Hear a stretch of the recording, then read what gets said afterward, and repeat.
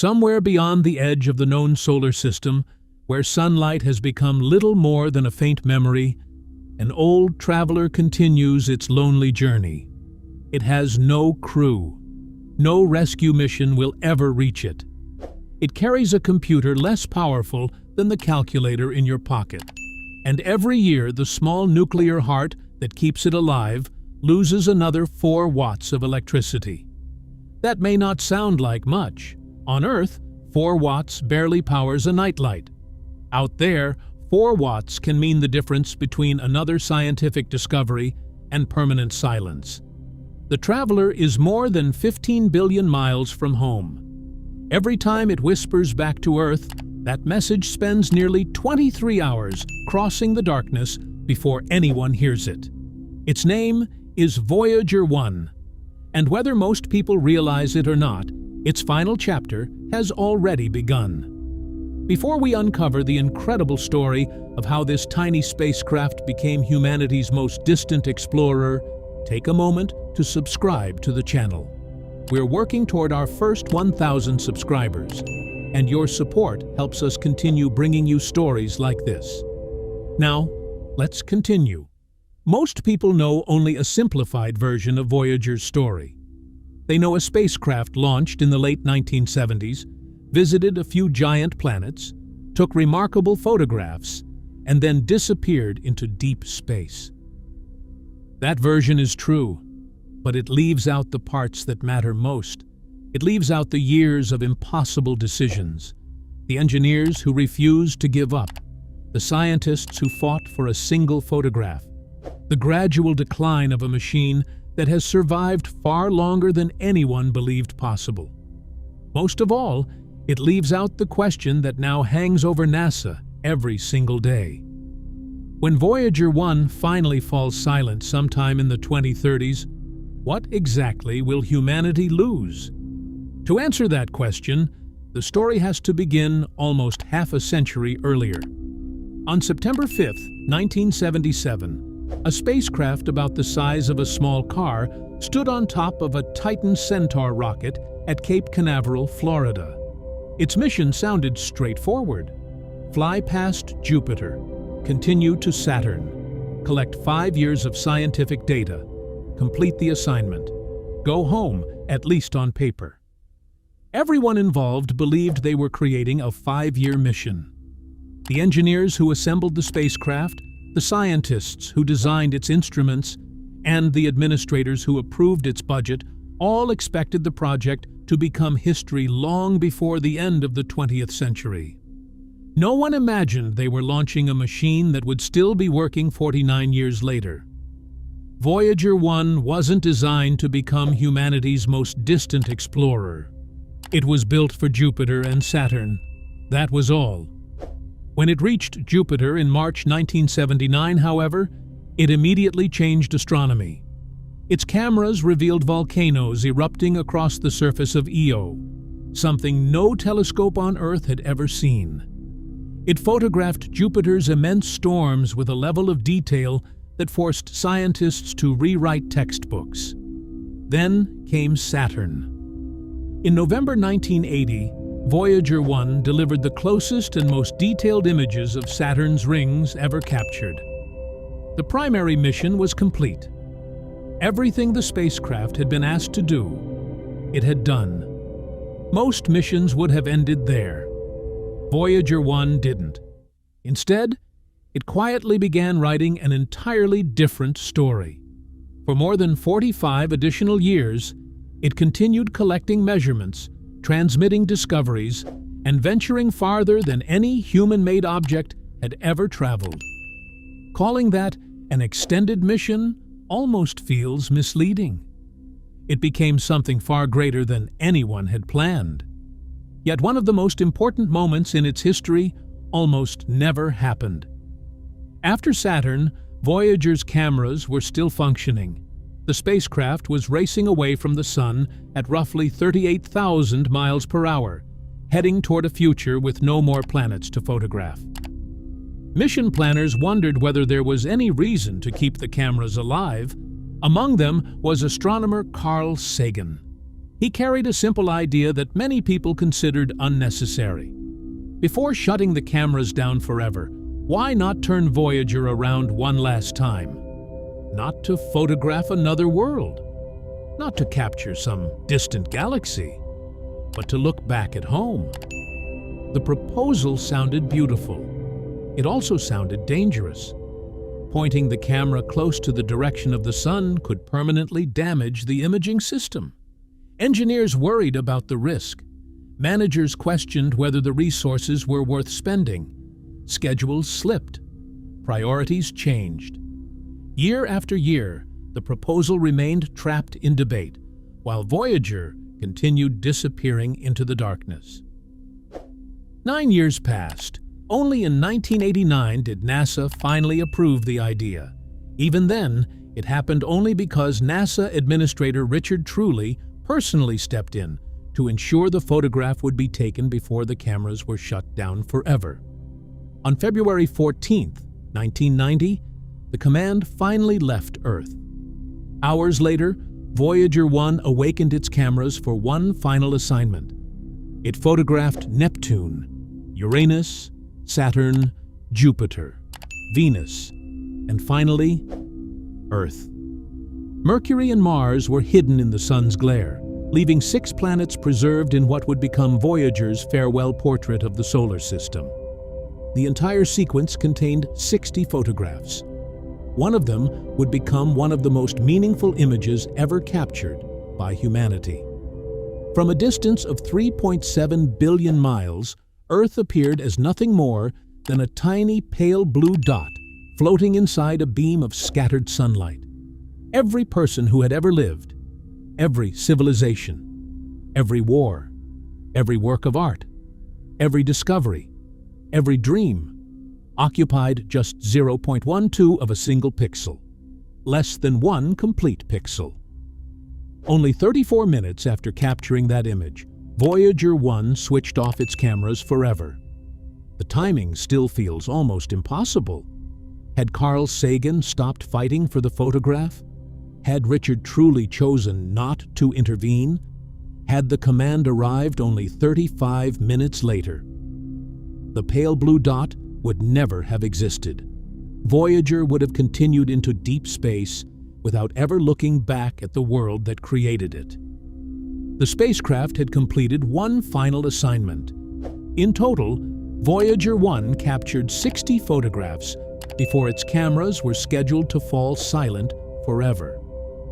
Most of those images documented the familiar worlds of the outer solar system. They were scientifically valuable, historically important, and exactly what NASA expected.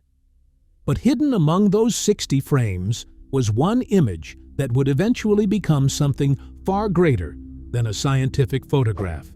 It would become a mirror. When Voyager turned its camera toward Earth, it was no longer looking at another planet. It was looking back at the place where every human story had ever unfolded. From a staggering distance of 3.7 billion miles, Earth was almost impossible to see. It did not fill the frame. It did not dominate the image. Suspended inside a scattered beam of reflected sunlight was a tiny pale blue dot. That dot was home. Everything humanity has ever known existed inside it. Every person who had ever lived. Every civilization that had risen and fallen. Every empire. Every war. Every invention. Every song ever written. Every act of kindness. Every betrayal. Every discovery. Every dream. All of recorded human history occupied only 0.12 of a single pixel. Not even one complete pixel. Just a tiny fraction. Then came the moment almost no one talks about. Only 34 minutes after capturing that photograph, Voyager 1 slowly powered down its cameras forever. That is what makes the story unforgettable. Not simply the beauty of the pale blue dot itself, but how incredibly close humanity came to never seeing it at all. The entire 60-image sequence had been completed during the final opportunity before the cameras were permanently switched off. If Carl Sagan had not spent nearly 9 years convincing NASA to approve that single photograph. If Richard Truly had not personally stepped in during the final stages, if the command had reached Voyager just 35 minutes later, the spacecraft would have continued into deep space without ever turning around. The most iconic image in the history of space exploration would never have existed. For many missions, that would have been the ending. For Voyager 1, it was only the beginning of an entirely new journey. When the cameras fell silent in February 1990, the spacecraft did not stop working. Instead, it continued drifting farther from the Sun, carrying 10 scientific instrument systems that never cared whether anyone was watching. They kept measuring cosmic rays, magnetic fields, charged particles, plasma waves, hour after hour, year after year, decade after decade. As Voyager disappeared deeper into the darkness, it continued whispering those measurements back toward Earth.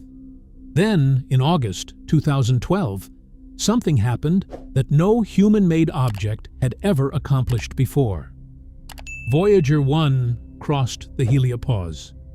It left behind the enormous magnetic bubble created by the Sun and entered interstellar space, the vast region that exists between the stars. For the first time in history, a machine built by human hands had traveled beyond the edge of the Sun's protective influence. It had crossed the boundary of the entire solar system. Every planet, every moon, every asteroid, every comet humanity had ever explored. Voyager had left them all behind, yet it was still talking to Earth. That achievement remains almost impossible to appreciate. Even today, Voyager 1 is the only operational spacecraft currently exploring interstellar space. There isn't another one beside it. There isn't a fleet. There isn't a backup. Its twin, Voyager 2, crossed the heliopause in 2018 along a different path, and together the two spacecraft provide something no telescope, computer simulation, or theoretical model can replace. Every magnetic fluctuation, every plasma vibration, every charged particle is being measured where it actually exists. No replacement spacecraft is waiting to continue that work. No mission is already racing toward interstellar space. When Voyager eventually falls silent, humanity will lose its only direct connection with that distant frontier, and that gap may remain unfilled for decades. That is why 2026 matters, because this is no longer a story about exploration. It has become a story about survival. Voyager 1 survives because of a small nuclear power source known as a radioisotope thermoelectric generator. Instead of solar panels, it relies on heat released by slowly decaying plutonium. That heat is converted into electricity.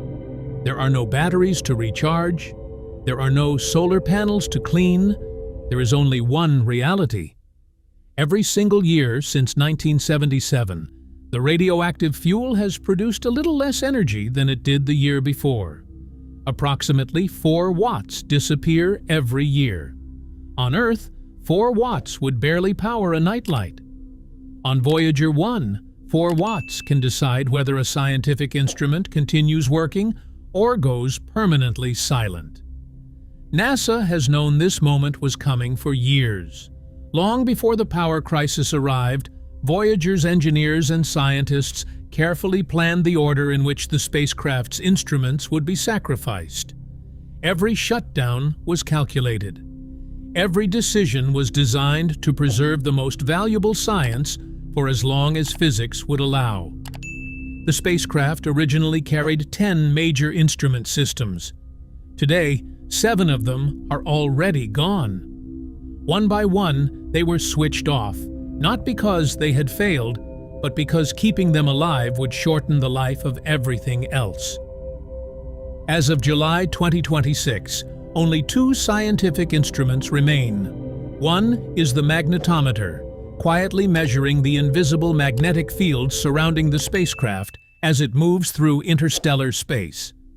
The other is the plasma wave subsystem, listening to tiny oscillations within the ionized gas between the stars and helping scientists understand the density and behavior of that unseen environment. Everything else has already become part of Voyager's history. Now, those final two instruments carry the entire scientific legacy of humanity's most distant explorer. For years, Voyager 1 had slowly been letting pieces of itself go. It began with the cameras. In February 1990, after capturing the now famous pale blue dot photograph, they were switched off forever.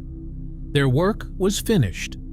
The worlds they had been built to explore were far behind, and there was no reason to spend precious electricity keeping them alive. Then came the others. The planetary instruments followed. The ultraviolet spectrometer was shut down. The infrared instrument went silent. One after another, the tools that had transformed humanity's understanding of the outer solar system quietly disappeared. Not because they had failed, but because something more important had to survive. Years passed, and the list continued to shrink. On February 25, 2025, another chapter ended when NASA switched off the cosmic ray subsystem, an instrument that had faithfully studied energetic particles for decades. Then came an even harder decision.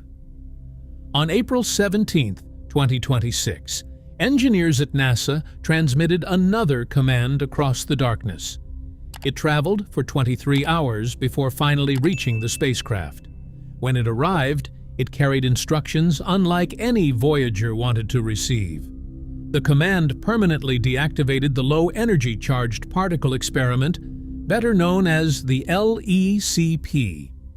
Since the day Voyager 1 left Earth in 1977, the LECP had been quietly measuring ions, electrons, and cosmic rays flowing through both the solar system and the vast galaxy beyond.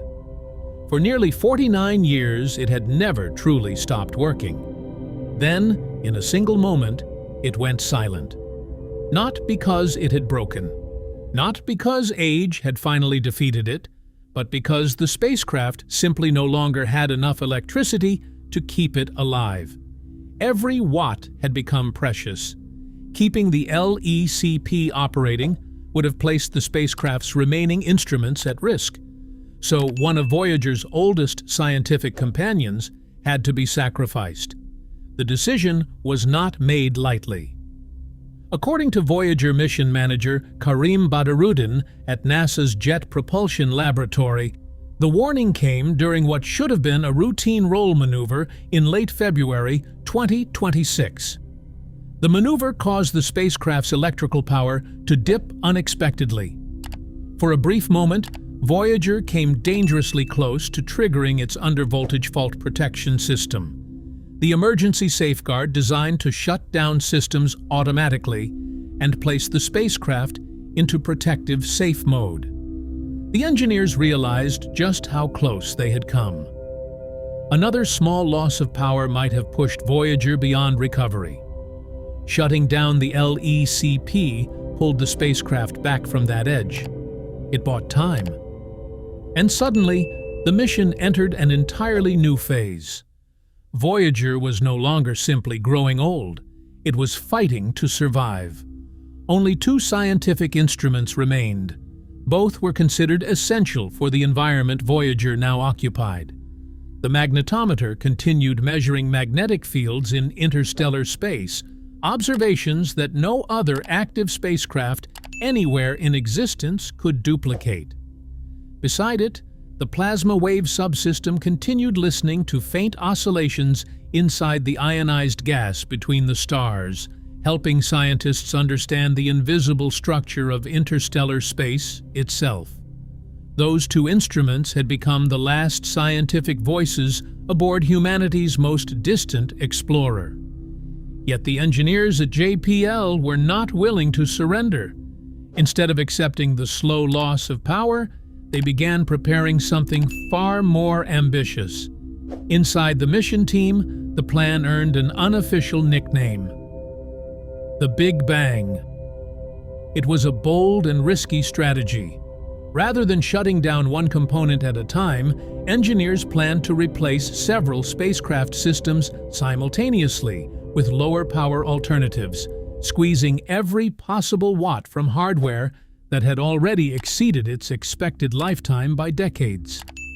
If everything worked exactly as planned, Voyager could gain enough electrical power to continue operating even longer.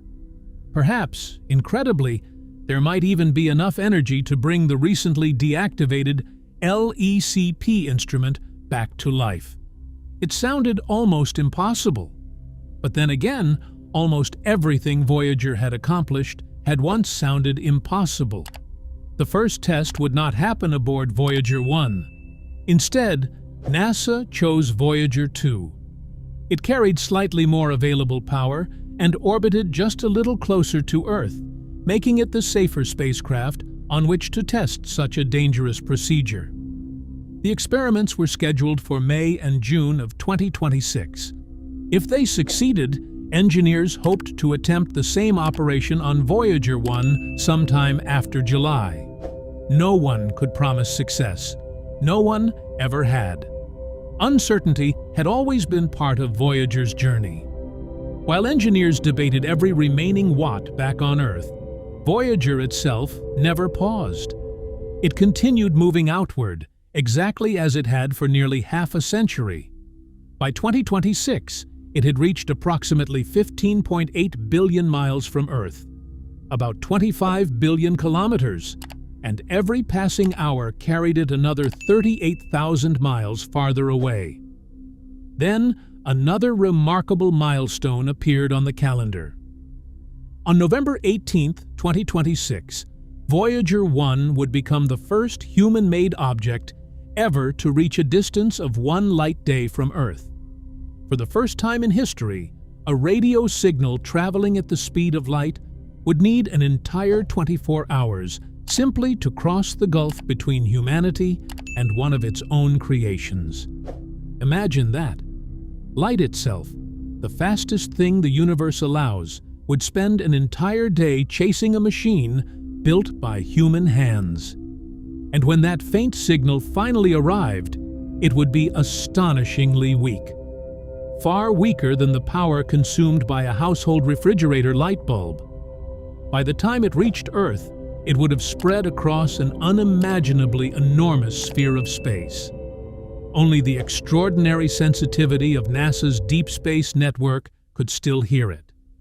At the center of that effort stood a single giant antenna.